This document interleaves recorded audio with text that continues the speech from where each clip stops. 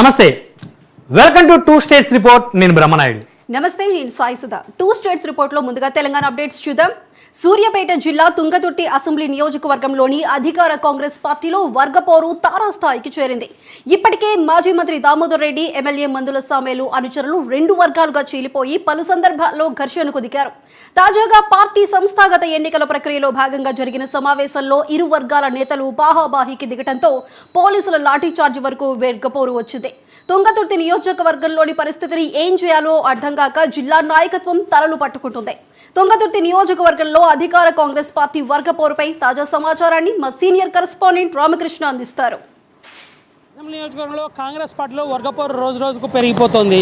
ఇప్పటికే అసమ్మతి పోరుతో తుంగతుర్తి నియోజకవర్గంలో పలుమార్లు కాంగ్రెస్ నేతల మధ్యన వర్గపోరు ఇప్పటికైతే కొనసాగుతున్న పరిస్థితి ఉంది. మాజీ మంత్రి రామిరెడ్డి దామోదర్ రెడ్డి, అదేవిధంగా ప్రస్తుత ఎమ్మెల్యే మందుల సామేల్ రెండు వర్గాలుగా చీలిపోయి తుంగతుర్తి కాంగ్రెస్లో ప్రస్తుతం ప్రతి చిన్న విషయానికి కూడా ఘర్షణకు దిగుతున్న పరిస్థితి. తాజాగా సంస్థాగత ఎన్నికలకు సంబంధించి నిన్న జరిగినటువంటి సమావేశంలో అరవపల్లి మండలంలో కాంగ్రెస్ పార్టీకి సంబంధించిన ఇరు వర్గాలు కూడా ఘర్షణకు దిగడంతో పాటుగా ఒకరి మీద ఒకరు చేతులు చేసుకోవడం, అదేవిధంగా కుర్చీని పైకెత్తి ఒకరిని ఒకరు కొట్టుకోవడంతో పోలీసులు లాఠీచార్జ్ చేయాల్సినటువంటి పరిస్థితి ఏర్పడింది. ప్రధానంగా మనం చూసుకోవచ్చు, తుంగతుర్తి నియోజకవర్గంలో మొదటి నుంచి కూడా మాజీ మంత్రి రామిరెడ్డి దామోదర్ రెడ్డి ఒక బలమైన సామాజిక వర్గంగా, బలమైన నాయకునిగా అక్కడ ఉంటూ వస్తున్నారు. అయితే రిజర్వేషన్లు మారిన తర్వాత బీఆర్ఎస్ పార్టీలో ఉన్నటువంటి మందుల సామేల్ గత ఎన్నికలకు ముందుగా కాంగ్రెస్ పార్టీలో చేరిన తర్వాత ఆయన అక్కడి నుంచి పోటీ చేసి విజయం సాధించారు. ఆయన కాంగ్రెస్ పార్టీ నుంచి విజయం సాధించిన తర్వాత పాత కాంగ్రెస్ నేతలు ఎవరుతున్నారో వారెవరిని కూడా పట్టించుకోకుండా తనతో పాటు బీఆర్ఎస్ నుంచి తనతో పాటు కాంగ్రెస్ పార్టీలోకి వచ్చిన నేతలకే ప్రాధాన్యం ఇస్తున్నారనే ఒక ఆరోపణతో పాత కాంగ్రెస్ నేతలంతా కూడా ఆయన పట్ల తీవ్ర వ్యతిరేకతలో ఉన్నారు. ఇదే క్రమంలో దేవాలయ కమిటీలో అదేవిధంగా కొన్ని నామినేటెడ్ పదవులు కూడా మాజీ మంత్రి రామిరెడ్డి దామోదర్ రెడ్డి వర్గానికే కేటాయించడంతో కొంత అసంతృప్తి మాత్రం తీవ్రంగా జరుగుతున్న పరిస్థితి ఉంది. ఇక ఈ నేపథ్యంలో పార్టీ సంస్థాగత ఎన్నికలకు సంబంధించి నిన్న జరిగినటువంటి సమావేశంలో అరవపల్లి సమావేశంలో భారీ ఎత్తున కూడా కొట్టుకున్నటువంటి పరిస్థితి కూడా చూడవచ్చు. జిల్లా కాంగ్రెస్ అధ్యక్షుడు అండెం సంజీవారెడ్డి, అదేవిధంగా జిల్లా కాంగ్రెస్కు సంబంధించిన పరిశీలకులుగా వచ్చినటువంటి పులి అనిల్ కుమార్ల సమక్షంలోనే కాంగ్రెస్ నేతలు రెండు వర్గాలుగా చీలిపోయి కొట్టుకోవాల్సినటువంటి పరిస్థితి కూడా ఏర్పడింది. పోలీసులు రంగప్రవేశం చేసి లాఠీ చార్జ్ చేయడంతో పాటుగా ఇరు వర్గాలను బయటికి రానియకుండా అడ్డుకోవడంతో పరిస్థితి మీద కొంత సద్మనిందని చెప్పవచ్చు. అదే గతంలో కూడా, అంటే ఇదే కాకుండా గతంలో కూడా అనేక సందర్భంలో ఎమ్మెల్యేగా ఉన్నటువంటి మందుల సామేల్కు వ్యతిరేకంగా నియోజకవర్గంలో అనేక కార్యక్రమాలు కూడా జరిగిన పరిస్థితి ఉంది. ఎమ్మెల్యేను పిలవకుండా నియోజకవర్గంలో అనేక ముఖ్య కార్యకర్తల సమావేశాలు కూడా కాంగ్రెస్ పార్టీకి సంబంధించి దామోదర్ వర్గం కూడా నిర్వహించిన పరిస్థితి ఉంది. గతంలో అరవపల్లి మండల కేంద్రంలో ముఖ్య కార్యకర్తల సమావేశం ఏర్పాటు చేసిన సందర్భంలో ఎమ్మెల్యే మందుల సామేల్ అక్కడికి చేరుకున్న క్రమంలో మాజీ మంత్రి దామోదర్ రెడ్డికి సంబంధించిన వర్గీయులు ఎమ్మెల్యే గోబ్యాక్ అంటూ కూడా నినాదాలు చేసిన పరిస్థితి ఉంది. అయితే ఈ పరిస్థితి మొత్తం కూడా, అంటే ప్రస్తుతానికి జరుగుతున్నటువంటి గొడవలకు తోడుగా ఈ సంస్థాగతంగా జరుగుతున్న ఎన్నికల్లో జిల్లా పరిశీలకులుగా వచ్చినటువంటి పులి అనిల్ కుమార్ ప్రస్తుతం అంటే 2017 సంవత్సరానికన్నా ముందు కాంగ్రెస్ పార్టీలో ఎవరైతే ఉన్నారో వారికి మాత్రమే పోటీ చేయడానికి అర్హత అనేది ఉంది, వారికి మాత్రమే ప్రాధాన్యత ఇస్తారని చెప్పడంతో ప్రారంభమైనటువంటి ఈ గొడవ చిలికి గాలివానగా మారడంతో పాటుగా పోలీసులు లాఠీచార్జ్ చేసే వరకు వచ్చింది. ఈ లాఠీచార్జ్లో ఒకరికి ఇప్పటికే కాలు కూడా విరిగిన పరిస్థితుల్లో తుంగతుర్తి నియోజకవర్గంలో కాంగ్రెస్ పార్టీలో మాత్రం పూర్తి స్థాయిలో, అంటే కొద్దిగా, అంటే కాంగ్రెస్ పార్టీ అంటేనే పెద్ద సముద్రంగా అసంతృప్తి ఉండే పరిస్థితుల్లో తుంగతుర్తి నియోజకవర్గం మాత్రం భారీ ఎత్తున అసంతృప్తి కొనసాగడంతో దీనికి తోడు నామినేటెడ్ పదవుల్లో కూడా ఎక్కువ శాతం మాజీ మంత్రి దామోదర్ సంబంధించిన వర్గానికే రావడంతో ప్రస్తుతం ఎమ్మెల్యే కూడా కాంగ్రెస్ పార్టీ అధిష్టానంపై గురుగా ఉన్నట్టుగా తెలుస్తుంది. అయితే ప్రధానంగా ప్రస్తుత ఎమ్మెల్యే మందుల సామేల్ వర్గానికి పోటీ చేయడానికి ఎక్కడ కూడా అవకాశం లేకపోవడం, 2017 తర్వాత, అంటే 2017 కన్నా ముందు కాంగ్రెస్ పార్టీలో ఉన్న వారికే సంస్థాగతంగా పోటీ చేసే అవకాశం ఉందని పరిశీలకులు, జిల్లా ప్రెసిడెంట్ తెలడంతో ఇక్కడ ఈ గొడవ అయితే ప్రారంభమైందని చెప్పవచ్చు. ప్రస్తుతం జరిగినటువంటి గొడవ చిలికి గాలివానగా మరి ఎక్కడి దాకా చేరుతుందో కూడా తెలియని పరిస్థితి మాత్రం ఏర్పడింది. కాంగ్రెస్ పార్టీ అధికారంలోకి వచ్చిన తర్వాత ఇప్పటికే అనేక ప్రాంతాల్లో కాంగ్రెస్ పార్టీకి సంబంధించిన ఎమ్మెల్యేలు, అంటే ప్రధానంగా ఉమ్మడి నల్గొండ జిల్లాలో 12 అసెంబ్లీ నియోజకవర్గాలు ఉండగా సూర్యాపేట నియోజకవర్గం మినహా మిగిలిన 11 నియోజకవర్గాల్లో కాంగ్రెస్ పార్టీ ఎమ్మెల్యేల విజయం సాధించారు. ఇక ఈ క్రమంలో జిల్లాలో, అంటే ఉమ్మడి నల్గొండ జిల్లాలో కాంగ్రెస్ పార్టీ కంచుకోవటాన్ని మరోసారి నిరూపించుకునే ప్రయత్నం కాంగ్రెస్ పార్టీ నేతలు అయితే గట్టిగా చేసినప్పటికీ తుంగతుర్తి నియోజకవర్గంలో అసంతృప్తి మాత్రం కాంగ్రెస్ పార్టీలో ఉన్నటువంటి పరిస్థితి ఉమ్మడి నల్గొండ జిల్లాపై కూడా ప్రభావం చూపే పరిస్థితి చాలా స్పష్టంగా కనిపిస్తుంది. దాదాపు, అంటే మందుల మందుల సామేల్ వర్గం అనేది పూర్తిగా బీఆర్ఎస్ పార్టీ నుండి ఆయన కాంగ్రెస్ పార్టీలో చేరిన సందర్భంలో ఆయన వెంట వచ్చిన వారు ఎవరైతే ఉన్నారో వారికి మాత్రమే ఎమ్మెల్యే ప్రాధాన్యత ఇస్తున్నారు. పాత కాంగ్రెస్ అంటే ఎప్పటి నుంచో కాంగ్రెస్ పార్టీ జెండా మోస్తున్న తమలాంటి నేతలకు మాత్రం ప్రాధాన్యత ఇవ్వకుండా ఇష్టారాజ్యంగా వ్యవహరిస్తున్న ఆరోపణలు చేస్తున్న క్రమంలో తాజాగా జరిగినటువంటి ఘర్షణ ఏదైతుందో ఈ ఘర్షణ తుంగతుర్తి నియోజకవర్గంలో కాంగ్రెస్ పార్టీలో అసంతృప్తి ఏ మేరకు ఇంకా పెరుగుతుందో మాత్రం చూడాల్సిన పరిస్థితి చాలా స్పష్టంగా కనిపిస్తున్నటువంటి పరిస్థితి ఉంది. మొత్తంగా తుంగతుర్తి నియోజకవర్గంలో ఉన్నటువంటి కాంగ్రెస్ పార్టీ పరిస్థితి, అదేవిధంగా కాంగ్రెస్ పార్టీ అసమ్మతి ఎక్కడికి దారితీస్తుందో తెలియక కాంగ్రెస్ పార్టీకి సంబంధించినటువంటి నేతలు అదేవిధంగా జిల్లా పరిశీలకులు తలలు పట్టుకుంటున్న పరిస్థితి కూడా కనిపిస్తుంది. మొత్తంగా తుంగతుర్తి నియోజకవర్గంలో కాంగ్రెస్ పార్టీ గొడవలు ఎప్పటివరకు సద్దుమణుగవుతాయి, అదేవిధంగా మాజీ మంత్రి రామిరెడ్డి దామోదరుడితో పాటు ప్రస్తుత ఎమ్మెల్యే మందుల సామేల్ మధ్య ఎప్పుడు సమన్వయం కుదురుతుందో మాత్రం తెలియక ఇటు నేతలతో పాటుగా కాంగ్రెస్ పార్టీ అధిష్టానం కూడా ప్రస్తుతం ఈ తలనొప్పిని ఏ రకంగా పరిష్కరించాలో అర్థం కాక మాత్రం తలలు పట్టుకుంటున్న పరిస్థితి ఉంది. దీని ప్రభావం ఉమ్మడి నల్గొండ జిల్లాలో ఏ రకంగా ఉండబోతుంది, కాంగ్రెస్ పార్టీ నేతలు రాబోయే రోజుల్లో అంటే తుంగతుర్తి నియోజకవర్గంలోనే కాకుండా మిగిలిన 11 నియోజకవర్గాల్లో ఇదే పరిస్థితి ఉంటే మాత్రం అధికారంలోకి వచ్చినా కూడా కాంగ్రెస్ పార్టీకి ఎటువంటి లాభం కూడా ఈ జిల్లాలో జరిగే పరిస్థితి లేదని ఇటు కార్యకర్తలు కూడా ఆవేదన వ్యక్తం చేస్తున్న పరిస్థితి ఉంది. మరొక పక్కన తుంగతుర్తి నియోజకవర్గంలో రామిరెడ్డి దామోదరెడ్డి వర్గానికి చెందిన నేతలతో పాటుగా ఎప్పటి నుంచో కాంగ్రెస్ పార్టీలో ఉంటూ కాంగ్రెస్ పార్టీని నమ్ముకొని పార్టీ జెండా మోసి పార్టీకి ప్రతి ఎన్నికల్లో విజయం సాధించాలని లక్ష్యంగా పనిచేసిన తమలాంటి నేతలు ఈ ఘర్షణల మధ్య ఎక్కడ ఉండాలా, కాంగ్రెస్ పార్టీలో ఉండాలా లేకపోతే నిశ్శబ్దంగా ఉండాలా, స్తబ్దుగా ఉంటూ తమ పని తాము చేసుకోవాలి అర్థం కాక తలలు పట్టుకుంటున్న పరిస్థితి మాత్రం కనిపిస్తుంది. మొత్తంగా అంటే ఉమ్మడి నల్గొండ జిల్లాలో అన్ని నియోజకవర్గాలు దాదాపుగా పరిస్థితి ప్రశాంతంగానే ఉన్నప్పటికీ తుంగతుర్తి నియోజకవర్గంలో మాత్రం జరుగుతున్నటువంటి ఈ అసంతృప్తి ఏదైతుందో ఈ అసంతృప్తి రాబోయే రోజుల్లో ఎక్కడికి దారితీస్తుందో తెలియక ఇటు కార్యకర్తలు కూడా అయోమయంలో ఉన్నటువంటి పరిస్థితి మాత్రం కనిపిస్తుంది. వీడియో జర్నలిస్ట్ మధుతో రామకృష్ణ, 99 టీవీ, నల్గొండ. కాళేశ్వరం పుష్కరాలకు వెళ్లే భక్తులు సురక్షిత ప్రయాణం చేయాలంటే టీజీఎస్ ఆర్టీసీ సేవలను వినియోగించుకోవాలని హన్మకొండ ఆర్టీసీ అధికారి భానుకిరణ్ అన్నారు. టికెట్ ధర కాస్త ఎక్కువైన ప్రైవేటు వాహనాల కంటే ఆర్టీసీని ముద్దంటూ ప్రయాణికులకు సూచనలు చేస్తున్నారు. ఒకవైపు పుష్కరాలకు వెళ్లే మహిళలకు ఫ్రీ టికెట్ అవకాశం కల్పిస్తున్నామంటూనే తాటాకులంత అక్షరాలతో మహిళలకు ఫ్రీ టికెట్ వర్తించదని బస్సులకు బోర్డులు తగిలించారు. ఇక ఇదే అంశంపై మా హన్మకొండ బస్ స్టేషన్ నుంచి ఎగ్జిక్యూటివ్ రిపోర్టర్ శ్రీధర్ అందిస్తారు. త్రివేణి సంగమం వద్ద సరస్వతి పుష్కరాలు అయితే ఘనంగా కొనసాగుతున్నాయి. ప్రస్తుతం అయితే తెలంగాణ రాష్ట్ర ప్రభుత్వం అత్యంత ప్రతిష్టాత్మకంగా అన్ని అంగులతో అన్ని సౌకర్యాలను కల్పిస్తూ ఈ పుష్కరాలను అయితే ప్రారంభించిందని చెప్పుకోవచ్చు. ముఖ్యంగా సీఎం రేవంత్ రెడ్డి చేతుల మీద సరస్వతి మాత విగ్రహాన్ని ఆవిష్కరించిన నేపథ్యంలో ఈ నెల 15వ తేదీ నుంచి ఈరోజు 3వ రోజుకు చేరుకున్నదని చెప్పుకోవచ్చు. ప్రధానంగా కాళేశ్వరం పుష్కరాలు అంటేనే 12 నెలలకు ఒకసారి వచ్చేటువంటి పుష్కరాల్లో భాగంగా ప్రతి ఒక్కరూ పుణ్యస్థానం ఆచరించాలనే భావంతోనే తమ పాపాలను తొలగించాలనే భావంతోనే భక్తులైతే బారులు తీరినటువంటి పరిస్థితి కనబడుతుంది. ఇక్కడి నుంచి అంటే ఓన్లీ వరంగల్ నుంచే కాదు, ఉమ్మడి వరంగల్ నుంచే కాదు, రాష్ట్ర వ్యాప్తంగా కూడా వివిధ ప్రాంతాల నుంచి టీఎస్ఆర్టీసీకి సంబంధించినటువంటి అన్ని బస్సులను కూడా ప్రత్యేక ఏర్పాటు చేసినారు. ప్రస్తుతం మనకు చూడొచ్చు టీఎస్ఆర్టీసీకి సంబంధించినటువంటి ఏదైతే ఎలక్ట్రికల్ బస్సులు ఉన్నారో చూసిన ఆ బస్సులన్నింటినీ కూడా పూర్తి స్థాయిలో ఏర్పాటు చేసినటువంటి సందర్భం కనబడుతుంది. ఇప్పటికే భక్తులు అధిక సంఖ్యలో పాల్గొంటున్నారు. వారికి సంబంధించినటువంటి మొక్కులను తీసుకున్న ముఖ్యంగా త్రికూట ఆలయం అయినటువంటి అక్కడ ఆలయాన్ని దర్శించుకోవడమే కాకుండా అక్కడ ఉన్నటువంటి త్రివేణి సంగమంలో నది స్నానం ఆచరించి తమ పాపాలను తొలగించుకునే ప్రయత్నం అయితే కొనసాగించుకున్నటువంటి సందర్భం కనబడుతుంది. ఇప్పటికే వీఐపీలు కూడా తాకిడి పెరిగినటువంటి పరిస్థితులు నెలకొన్నాయి. ప్రస్తుతం అయితే వరంగల్ ఉమ్మడి జిల్లాలో ఉన్నటువంటి అన్ని బస్సుల దారులు అన్నీ పూర్తిగా కాళేశ్వరం వైపే వెళ్తున్నాయని చెప్పుకోవచ్చు. ప్రస్తుతం మనం హన్మకొండ బస్ స్టాండ్ వద్ద ఉన్నాము. ఇక్కడ ఉన్నటువంటి అధికారి అయితే బస్ డిపోకి సంబంధించిన అధికారి భానుప్రకాష్ గారు మనతో ఉన్నారు. ఆయన అడిగి తెలుసుకునే ప్రయత్నం చేద్దాం. సార్ చెప్పండి, ఎట్లా ఉంది అసలు 3 రోజుల నుంచి కాళేశ్వరం ఉత్సవాలు సాగుతున్నాయి. ముఖ్యంగా నదీ స్నానం ఆచరించేందుకు భక్తులు వెళ్తున్నారు. ప్రధానంగా టీజీఎస్ఆర్టీసీ తరపు నుంచి ఎలాంటి వెసులుబాటు కల్పించారు? ప్రయాణ సౌకర్యాలు ఎలా ఉన్నాయి? భక్తుల నుంచి ఎలాంటి స్పందన వస్తుంది? నమస్కారం అండి. 99 టీవీ ప్రేక్షకులకు నమస్కారం. ప్రేక్షకులందరికీ సరస్వతి పుష్కరాల శుభాకాంక్షలు. మరి మీ అందరికీ తెలిసిందే, మే 15 నుంచి 26 వరకు మరి రాష్ట్ర ప్రభుత్వం చాలా ప్రతిష్టాత్మకంగా కాళేశ్వరంలో ఈ పుష్కరాల ఏర్పాట్లు చేయడం జరిగింది. దానిలో భాగంగా మరి మీరు ఇందాక చెప్పిన టీజీఎస్ఆర్టీసీ కూడా మరి విస్తృతమైన ఏర్పాట్లు చేయడం జరిగింది. ముఖ్యంగా ఉమ్మడి వరంగల్ జిల్లా నుంచి మేము హన్మకొండ బస్ స్టేషన్ కేంద్రంగా ఎక్కువ మంది ఇక్కడి నుంచే ట్రావెల్ చేస్తున్నారు. ఇదే కాకుండా మా ఉమ్మడి జిల్లాలో ఉన్న 9 డిపో కేంద్రాల నుంచి కూడా ప్రయాణికుల డిమాండ్ మేరకి మేము కాళేశ్వరంకు డైరెక్ట్గా బస్సులు పెట్టడం జరుగుతుంది. మేజర్గా ఇక్కడ డిబిఎస్ హన్మకొండ నుంచి, అదేవిధంగా ఉప్పల్ నుంచి, వరంగల్ బస్ స్టాండ్ నుంచి మేము ఎక్కువగా ప్రయాణికులు పోతున్నట్టు చూస్తున్నాం. మొదటి రోజు కొద్దిగా తక్కువ ఉన్నప్పటికీ ఈ రోజు కొద్దిగా పెరిగింది. దాదాపుగా మా బస్సులలో 20,000 మంది వరకు ట్రావెల్ చేస్తున్నారు. మేము రోజుకి 150 నుంచి 200 బస్సులు ప్లాన్ చేసాం. ప్రయాణికుల రద్దీకి అనుగుణంగా ఇంకా పెంచుతున్నాము. ఆల్మోస్ట్ 24 అవర్స్ ఇక్కడ ఆపరేట్ చేస్తున్నాము హన్మకొండ నుంచి. అదేవిధంగా 9 డిపోలు ఇందాక చెప్పినట్టు జిల్లాలో ఉన్న 9 డిపో కేంద్రాల నుంచి, ముఖ్యంగా భూపాలపల్లి జిల్లా కాబట్టి భూపాలపల్లి కేంద్రంగా ఇంకా ఎక్కువ బస్సులు కూడా నడిపిస్తున్నాము. రోజుకు 25 బస్సుల నుంచి 30 బస్సులు అక్కడి నుంచి కూడా ప్రయాణికులకు ఏర్పాట్లు చేయడం జరిగింది.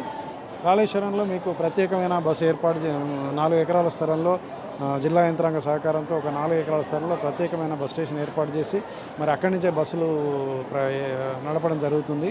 అక్కడ దిగిన వాళ్ళకు కూడా మరి వాళ్ళు ఫ్రీ బస్సులు ఘాటు వరకు పెట్టడం జరిగింది.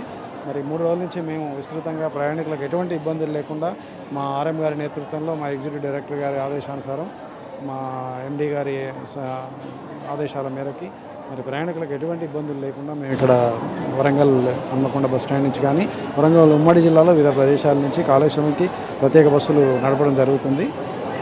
ప్రధానంగా పుష్కరాలు అంటేనే కుటుంబ సమేతంగా పిల్లా పాపలతో వెళ్తుంటారు. వారికి సంబంధించినటువంటి విషయంలో రేట్ల విషయంలో చిన్నపిల్లలకు కానీ లేడీస్కి కానీ అదేవిధంగా వృద్ధులకు కానీ రేట్ల విషయంలో ఎలా ఉందనుకోవచ్చు? అసలు ఎట్లా ఏర్పాటు చేశారు రేట్ల విషయం? ప్రత్యేక బస్సులు ఏర్పాటు చేసినప్పుడు ఎప్పుడైనా మేము కొద్దిగా అదనంగా తీసుకోవడం జరుగుతుంది. ఎందుకంటే డౌన్లో ఖాళీగా వస్తాయి బస్సులు, ప్రయాణికులకు ఇబ్బంది లేకుండా బస్సులు ఏర్పాటు చేయాలి కాబట్టి కొంత అదనపు ఉండొచ్చు. అది ఎప్పుడైనా ఆర్టీసీ జరిగేది, దానివల్ల ఎటువంటి ఇబ్బంది లేదు.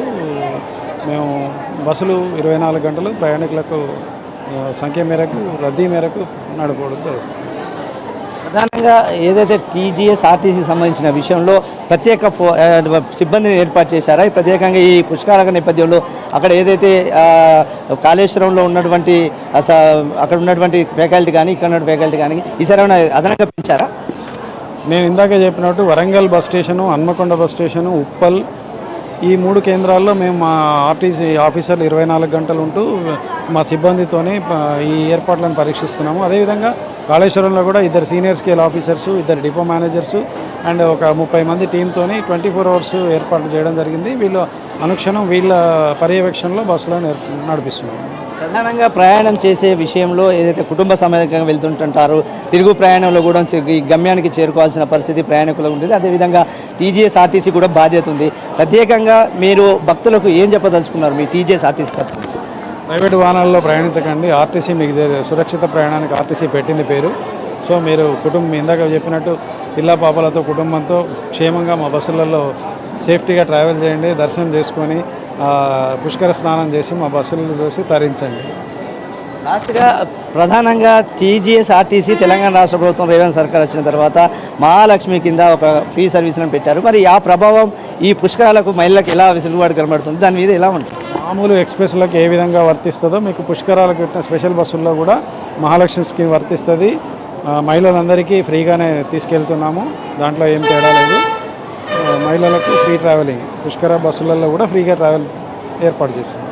రైట్, ఈ విధంగా అధికారులు చెప్తున్నారు. ప్రధానంగా తెలంగాణ రాష్ట్ర వ్యాప్తంగా కూడా పూర్తిగా ఏదైతే పుష్కరాల వైపు అరుగులు పెడుతున్నారో ప్రతి ఒక్కరు కూడా పుష్కరిణి స్నానం ఆచరించిన తర్వాత అక్కడ త్రికూటాలయంలో స్వామివారిని దర్శనం చేసుకొని తమ పాత్రను కృపలవుతున్నారని చెప్పుకోవచ్చు. ప్రధానంగా రాష్ట్ర వ్యాప్తంగా జరుగుతున్నటువంటి కాళేశ్వరము సరస్వతి పుష్కరాలకైతే జనసంద్రం అయితే పెరిగిపోతుంది. ఇప్పటికే వీఐపీల తాకిడి కూడా పెరిగిపోయింది అటువంటి సందర్భం కనబడుతుంది. ఒకవైపు అధికారులు అయితే మహాలక్ష్మి పథకం కింద అయితే ఫ్రీ సర్వీసే అని చెప్పినప్పటికీ కూడా భక్తులు ఏదైతే బస్సులకు మాత్రం ఎక్స్ప్రెస్ సంబంధించినటువంటి మహాలక్ష్మి పథకం వర్తించదు అనేది మాత్రం మరొక అంశం కూడా చెప్పుకోవచ్చు. ఎందుకంటే గతంలో ఏదైతే సీఎం రేవంత్ రెడ్డి సర్కార్ సంబంధించినటువంటి విషయంలో మహిళలకు ఫ్రీ సర్వీస్ అనేది ఇచ్చి ఒక పథకాన్ని తీసుకొచ్చినటువంటి అంశం అయితే కనబడుతుంది. ప్రస్తుతం మనం ఎక్స్ప్రెస్ సర్వీస్ మీద ఉన్నటువంటి ఒక స్టిక్కర్ను చూస్తున్నాం. మహాలక్ష్మి పథకం మహిళలకు వర్తించదు అనేది మాత్రం ఇక్కడ టీజీఎస్ ఆర్టీసీ ఒక బోర్డు పెట్టి ఆ బోర్డులో ఉన్నటువంటి ప్రత్యేకతను చాటుకున్నటువంటి సందర్భం కనబడుతుంది. ఉంటున్నటువంటి సందర్భం చూస్తున్నాం. మొత్తానికైతే తెలంగాణలో కాళేశ్వరం సరస్వతి పుష్కరాలు అయితే అంగరంగ వైభవంగా కొనసాగుతున్నాయని చెప్పచ్చు. ఇది ఇక్కడ తాజా అప్డేట్. కెమెరామెన్ సంపత్తో 99 టీవీ శ్రీధర్, వరంగల్. ఖమ్మం నగరంలోని మున్సిపల్ కార్పొరేషన్ కార్యాలయం ముందు సిపిఎం నేతలు ధర్నా నిర్వహించారు. తెలంగాణ రాష్ట్ర ప్రభుత్వం ప్రజలకు ఇచ్చిన వాగ్దానాలను నెరవేర్చాలని, రాజకీయాలకు అతీతంగా ఇందిరమ్మ ఇండ్లు మంజూరు చేయాలని సిపిఎం ఖమ్మం జిల్లా కార్యదర్శి నాగేశ్వరరావు అన్నారు. జిల్లాలోని 60వ డివిజన్లో నిర్వహించిన కార్యక్రమంలో పాల్గొన్న ఆయన రేషన్ కార్డులు వెంటనే మంజూరు చేయాలని కోరారు. ప్రజా సమస్యల పరిష్కారం చేయాలని, లేని పక్షంలో ప్రభుత్వంపై పోరాటం తప్పదని హెచ్చరించారు. దీనిపై మరింత సమాచారం మా రీజనల్ కోఆర్డినేటర్ చిరారవి అందిస్తారు. ప్రజా సమస్యల పరిష్కారం కోసం ఎర్ర జెండా దండుగట్టింది. ఇప్పటికే ఏదైతే సంక్షేమ పథకాలు, సంఘంలో ఉన్నటువంటి ప్రజా సమస్యలు స్థానిక తక్షణ సమస్యలను పరిష్కరించాలని సిపిఎం పార్టీ ఆధ్వర్యంలో డిమాండ్ చేస్తూ నగరం కార్పొరేషన్ ఆధ్వర్యంలో పెద్ద ఎత్తున ధర్నా జరుగుతుంది. ఇక్కడ మనం చూస్తున్నాం ఏదైతే రోజులుగా ఖమ్మం నగరంలో సిపిఎం పార్టీ కార్యకర్తలు, నాయకులు ప్రధానంగా రేషన్ అన్ని డివిజన్లలో 50 డివిజన్లలో పర్యటన చేసి ప్రజల్ని కలిసి అడిగితే ప్రజా సమస్యలు మొత్తం కూడా ప్రజలు చెప్పిన సమస్యలు, సిపిఎం ఆధ్వర్యంలో ఈ సమస్యల పరిష్కారం కోసం రండి ఖమ్మం కార్పొరేషన్ ముట్టడెద్దామని చెప్పంటే వేలాదిగా తరలివచ్చినటువంటి సోదరి సోదరులందరికీ కూడా ముందుగా సిపిఎం పార్టీ జిల్లా కమిటీ తరఫున హృదయపూర్వకంగా అభినందనలు తెలియజేస్తా ఉన్నాను. పెద్ద ఎత్తున ఉద్యమాలు చేస్తామని చెప్పేసి ఏ ఇంటికి పోయినా, ఏ వార్డుకు పోయినా, ఏ డివిజన్ పోయినా సమస్యల మయం సిద్ధమవుతుందని చెప్పేసి చెప్తున్న ఎంతో అభివృద్ధి అయింది, ఎంతో అభివృద్ధి చేసిందని చెప్పి లోపల ఉన్న కమిషనర్ గారు కానీ, మేయర్ గారు కానీ, ఇతర అధికారులు కూడా బయటకు రమ్మని చెప్పి రిక్వెస్ట్ చేశాం. ఇస్తా ఉన్నారు, వాటన్నిటిలో పేర్లు చేర్పించాలని, అపరిష్కృతమైనటువంటి సమస్యలు పరిష్కరించాలని సర్వే రైతు సంఘం జిల్లా కార్యదర్శి కామెడి మాదినేని రమేష్ గారిని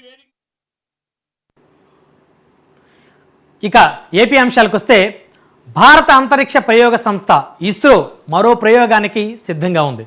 రేపు ఉదయం 5:59 పిఎస్ఎల్వి C-61 ర్యాకెట్ నింగిలోకి దూసుకెళ్లనుంది. ఈ ర్యాకెట్ ద్వారా EOS-9 రీశాట్ 1B ఉపగ్రహం కక్షలోకి దూసుకెళ్లనుంది. భారత రక్షణ వ్యవస్థ భద్రత కోసం ఈ ఉపగ్రహం ఎంతగానో ఉపయోగపడుతుంది. ప్రస్తుత పరిస్థితుల్లో ఈ ప్రయోగం ప్రాధాన్యతను సంతరించుకుంది. ఇక దీనికి సంబంధించిన మరింత సమాచారం శ్రీహరికోట సతీష్ ధావన్ స్పేస్ సెంటర్ నుంచి మా సీనియర్ కోఆర్డినేటర్ మురళీకృష్ణ అందిస్తారు. అంతరిక్ష ప్రయోగ సంస్థ ఇస్రో మరో ప్రయోగానికి సంసిద్ధంగా ఉంది. రేపు ఉదయం సరిగ్గా 5:59 ఉమ్మడి నెల్లూరు జిల్లా శ్రీహరికోటలోని సతీష్ ధావన్ స్పేస్ సెంటర్ నుంచి పిఎస్ఎల్వి C-61 రాకెట్ కూడా నింగిలోకి దూసుకెళ్లేందుకు సిద్ధంగా ఉంది. ఇవాళ ఉదయం సరిగ్గా 7:59 నుంచి కూడా ఇందుకు సంబంధించినటువంటి కౌంట్డౌన్ ప్రక్రియ ప్రస్తుతం కొనసాగుతూ ఉంది. రేపు ఉదయం 5:59 కూడా రాకెట్ను నింగిలోకి పంపించేందుకు ఇస్రో శాస్త్రవేత్తలు సంసిద్ధంగా ఉన్నారు. ఈ రాకెట్ ద్వారా EOS-09 రీశాట్ 1B అనే ఉపగ్రహాన్ని కక్షలోకి శాస్త్రవేత్తలు పంపించబోతున్నారు. ఈ శాటిలైట్ అయితే ప్రధానంగా తీవ్రమైనటువంటి చర్చకి దారితీసిందని చెప్పుకోవచ్చు. ఎందుకంటే ప్రస్తుతం ఉన్నటువంటి పరిస్థితుల నేపథ్యంలో EOS ఉపగ్రహాలు కూడా భారత రక్షణ వ్యవస్థకు కీలకంగా మారాయి. ఎర్త్ అబ్జర్వేషన్ శాటిలైట్లు ప్రధానంగా ఏదైతే భూమిపైన చోటు చేసుకుంటున్నటువంటి అనేక పరిణామాలు, వాతావరణంలో మార్పులు కావచ్చు, భూ పరిశోధనలు కావచ్చు, ఇతరత్ర అనేక అంశాలకు కూడా ఎర్త్ అబ్జర్వేషన్ శాటిలైట్లు పనికొచ్చేవి. అయితే తాజాగా చోటు చేసుకుంటున్నటువంటి పరిణామాలు ఏదైతే ఇండియా పాకిస్తాన్కి మధ్య చోటు చేసుకుంటున్నటువంటి వైరం, ఆపరేషన్ సింధూర్లో కూడా ఈ ఉపగ్రహాలు సైనిక రక్షణ వ్యవస్థకు తీవ్రంగా కృషి చేశాయి. ఇటీవలే ఇస్రో చైర్మన్ నారాయణ్ కూడా వెల్లడించారు. ఏదైతే ఒక 10 శాటిలైట్ల వరకు కూడా అంతరిక్షంలో తిరుగుతూ ఎప్పటికప్పుడు అధ్యయనం చేస్తూ సైనికులకి సంబంధించినటువంటి అవసరాలన్నింటినీ కూడా తీరుస్తోందని చెప్పి ఇస్రో చైర్మన్ కూడా వెల్లడించినటువంటి విషయం తెలిసిందే.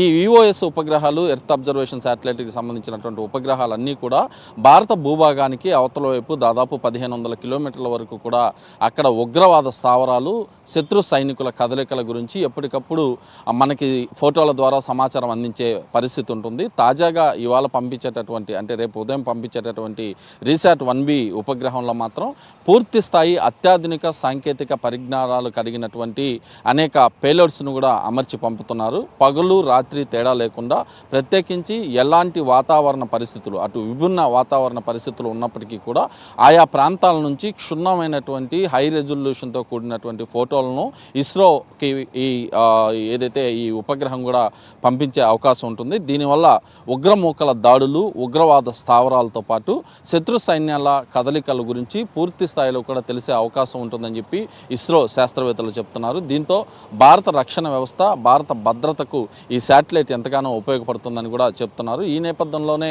ఈ అంతరిక్ష ప్రయోగ సంస్థ చేపడుతున్నటువంటి రేపు PSLV C61 అనేది అత్యంత ప్రాధాన్యత కూడుకున్నటువంటి ప్రయోగం అనే చెప్పాలి. ఈ PSLV రాకెట్ల ద్వారా ఇప్పటి వరకు అనేక ఉపగ్రహాలని పంపించారు.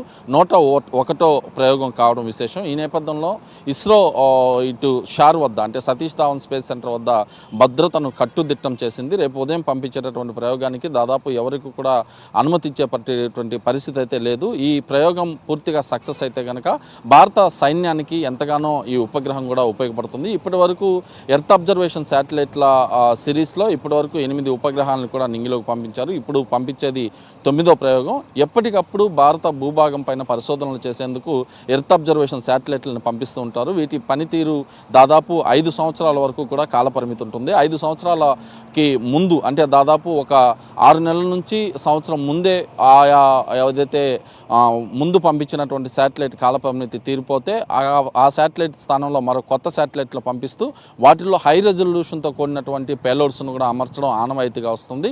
ఈ క్రమంలోనే PSLV C61 రాకెట్ ద్వారా EOS-09 రీసెట్ 1V ఉపగ్రహాన్ని కూడా కక్షలోకి పంపించనున్నారు. దాదాపు 1600 కేజీల బరువైనటువంటి ఈ ఉపగ్రహాన్ని ఇటు PSLV రాకెట్ చాలా తక్కువ సమయంలోనే నింగిలోకి తీసుకెళ్తుందని చెప్పి శాస్త్రవేత్తలు చెప్తున్నారు. ఇప్పటికే ఇస్రో చైర్మన్ వి నారాయణన్తో పాటు అనేక మంది శాస్త్రవేత్తలు కూడా బెంగళూరు నుంచి ఇటు శ్రీహరికోటకు చేరుకున్నారు. నిన్న ఇటు తిరుమల శ్రీవారితో పాటు నెల్లూరులోని సూళ్ళూరుపేట చెంగాలమ్మ అమ్మవారి ఆలయంలో కూడా రాకెట్ నమూనాను ఉంచి ప్రత్యేక పూజా కార్యక్రమాలు కూడా నిర్వహించారు. ఇది ఆనవాయితీ కూడా వస్తుందని చెప్పుకోవచ్చు. ఏదేమైనప్పటికీ ఇటు ఉమ్మడి నెల్లూరు జిల్లాలోని సతీష్ ధావన్ స్పేస్ సెంటర్ రేపు PSLV C61 రాకెట్ని ప్రయోగించేందుకు సర్వం సిద్ధంగా ఉంచారు. మొదటి లాంచ్ ప్యాడ్ వద్ద కూడా ఈ ఏర్పాట్లు అయితే పూర్తయ్యాయి. ఇప్పటికే యావత్ ప్రపంచ దేశాలన్నీ కూడా భారత్ వైపు చూస్తున్నాయి. పాకిస్తాన్, ఇండియాకి మధ్య జరుగుతున్నటువంటి ఏదైతే ఇటు దాడుల నేపథ్యంలో ఒక్కసారిగా కూడా రేపు జరిగేటటువంటి ప్రయోగం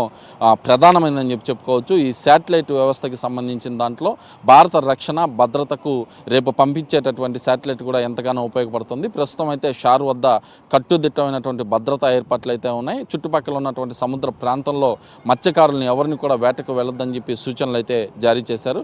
ఏదేమైనప్పటికీ రేపు పంపించేటటువంటి ప్రయోగం పైన అందరి దృష్టి అయితే ఉందని చెప్పుకోవచ్చు. ఇది షార్లో పంపించేటటువంటి PSLV C61 రాకెట్లో తాజా పరిస్థితి. వీడియో జర్నలిస్ట్ వంశీతో కలిసి మురళీకృష్ణ, 99 టీవీ, నెల్లూరు జిల్లా శ్రీహరికోటలోని సతీష్ ధావన్ స్పేస్ సెంటర్ నుంచి. కడప జిల్లా చింతకొమ్మదిన్నె మండల పరిధిలోని పబ్బాపురంలో మహానాడును 3 రోజులు నిర్వహించడానికి అధిష్టానం నిర్ణయించింది. మహానాడుకు సంబంధించిన పనులను జిల్లా అధ్యక్షుడు శ్రీనివాసరెడ్డి, కమలాపురం ఎమ్మెల్యే పుత్తా చైతన్యరెడ్డి వేగవంతం చేశారు. మహానాడు పనులను పరిశీలించడానికి హోంమంత్రి అనిత రేపు కడప జిల్లాకు రానున్నారు. దీనికి సంబంధించిన పూర్తి సమాచారం మా కడప ప్రతినిధి రాజు అందిస్తారు. ఈ ఆవిర్భావం నుంచి కూడా కడప జిల్లాలో ఎప్పుడు కూడా ఇంతవరకు మహానాడు నిర్వహించలేదు. ఈ యొక్క మహానాడు కడప జిల్లాని నిర్వహించడానికి టీడీపీ పార్టీ అధిష్టానం నిర్ణయించింది. ఈ నెల 27, 28, 29 మహానాడు కడప జిల్లాలో నిర్వహించాలని పార్టీ అధిష్టానం ఇప్పటికీ ఆదేశించింది. కడప జిల్లాలో కమలాపురం నియోజకవర్గంలో చింతకొమ్మదిన్నె మండలం పబ్బాపురం గ్రామంలో మహానాడు నిర్వహించాలని కూడా పార్టీ అధిష్టానాన్ని ఆదేశించడంతో మరి జిల్లా అధ్యక్షుడు శ్రీనివాసరెడ్డి, మరి అదేవిధంగా కమలాపురం ఎమ్మెల్యే పుత్తా చైతన్యరెడ్డి ఇద్దరు కలిసి కూడా మరి ఏర్పాట్లను ఎప్పటికప్పటికి పర్యవేక్షిస్తూ ఉంటున్నారు.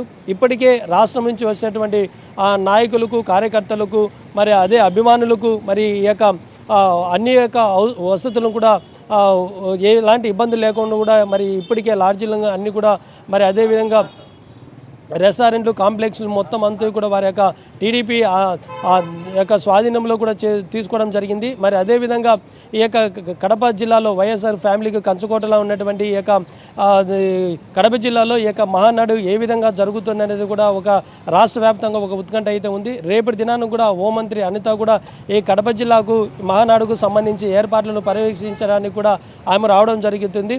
మరి రేపటి దినాన్ని కూడా మరి హోంమంత్రి రాయలసీమలో ఉన్నటువంటి మరి రాష్ట్ర వ్యాప్తంగా వస్తున్నటువంటి ప్రజలకు మరి ఎలాంటి ఇబ్బందులు కలగకుండా కూడా రేపు దినాన పోలీసు యంత్రాంగంతో కూడా మరి సమావేశమై మరి ఇప్పటికే కడప జిల్లా ఎస్పీ అశోక్ కుమార్ కూడా ఈ ఏర్పాట్ల విషయంలో కూడా పోలీసు జిల్లాలో ఉన్నటువంటి వారందరికీ కూడా మరి ఎప్పటికప్పుడు కూడా ఆదేశించడం జరుగుతుంది. మరి ఏదేమైనప్పటికీ కడప జిల్లాలో నిర్వహించడం టీడీపీ నాయకుల్లో, అభిమానుల్లో, కార్యకర్తల్లో ఒక పండగ వాతావరణం కూడా ఉందని చెప్పుకోవచ్చు. Over to studio. Visakha steel plant private పరం కాకుండా కాపాడుకునేందుకు అఖిల పక్షాలు ఐక్యతా రాగం ఆలపిస్తున్నాయి. ఉక్కు కర్మాగారం కోసం మరోసారి పోరాటానికి సిద్ధమవుతున్నాయి. కార్పొరేట్ కంపెనీలతో చేతులు కలిపి కేంద్రం స్టీల్ ప్లాంట్ను దెబ్బతీస్తుందని అఖిల పక్షాలు ఆరోపిస్తున్నాయి. దశల వారీగా ఉద్యోగులను కార్మికులను తొలగేస్తుందని విమర్శిస్తూ ఈ నెల 20న ఉక్కు పరిరక్షణ పోరాట కమిటీ స్టీల్ ప్లాంట్ కోసం ఉద్యమ దిశగా అడుగులు వేస్తుంది. ఇక ఇదే విషయానికి సంబంధించిన మరింత సమాచారం విశాఖ నుంచి మా రీజనల్ కోఆర్డినేటర్ కిరణ్ అందిస్తారు. విశాఖ స్టీల్ ప్లాంట్ ప్రైవేటీకరణకు సంబంధించి రాష్ట్ర వ్యాప్తంగా ఆందోళన మరోసారి మొదలు కాబోతుంది. ఏదైతే 2024 ఎన్నికల ముందు స్టీల్ ప్లాంట్ను ప్రైవేటీకరించబోమంటూ కేంద్ర రాష్ట్ర ప్రభుత్వాలు చేసినటువంటి ప్రకటనకు జరుగుతున్న పరిస్థితులకు పొంతం లేకుండా ఉందని చెప్పి కమ్యూనిస్టులు, మరోవైపు స్టీల్ కార్మికులు ఆందోళన వ్యక్తం చేస్తున్నారు. ఇప్పటికే దాదాపు 1600 రోజుల పైచిలుకు స్టీల్ ప్లాంట్ పరిరక్షణ పోరాట సమితి చేస్తున్నటువంటి రిలే నిరాహార దీక్షలు, ఆందోళనలు కొనసాగుతున్నా ఎక్కడ స్టీల్ ప్లాంట్ను ప్రైవేటీకరించబోమని ప్రకటన కేంద్రం స్పష్టంగా చేయకపోవడంతో లెఫ్ట్ పార్టీలు తమ నిరసనను వ్యక్తం చేసిన పరిస్థితి. ఈ నెల 20న మరోసారి స్టీల్ ప్లాంట్ ఎదుట పెద్ద ఎత్తున ఆందోళన సాగిస్తామని చెప్పి ఇప్పటికే సిపిఎం రాష్ట్ర కార్యదర్శి వి శ్రీనివాసరావు, మరోవైపు సిపిఐ నేతలు కూడా పెద్ద ఎత్తున ఆందోళనకు పిలుపునిస్తున్న సంగతి తెలిసిందే. ఈ నేపథ్యంలో ఇప్పటికే కేంద్రం తన వైఖరిని స్పష్టం చేయకుండానే స్టీల్ ప్లాంట్లో పనిచేసినటువంటి కార్మికులను క్రమేణా తగ్గిస్తున్నది.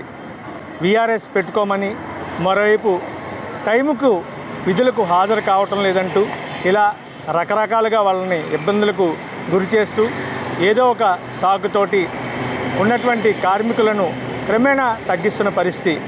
మరోవైపు ఉద్యోగుల సంఖ్య కూడా తగ్గిస్తూ వస్తున్నారు.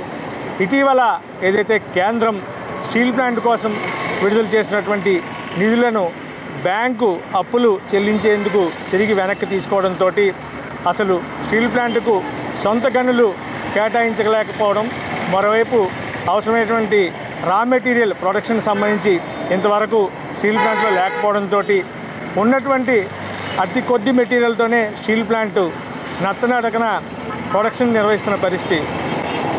ఖచ్చితంగా స్టీల్ ప్లాంట్ను ప్రైవేటీకరించబోమంటూ కేంద్రం ప్రకటన చేయాలని చెప్పి ఇప్పటికే కమ్యూనిస్టులు ఆందోళన సాగిస్తున్నారు.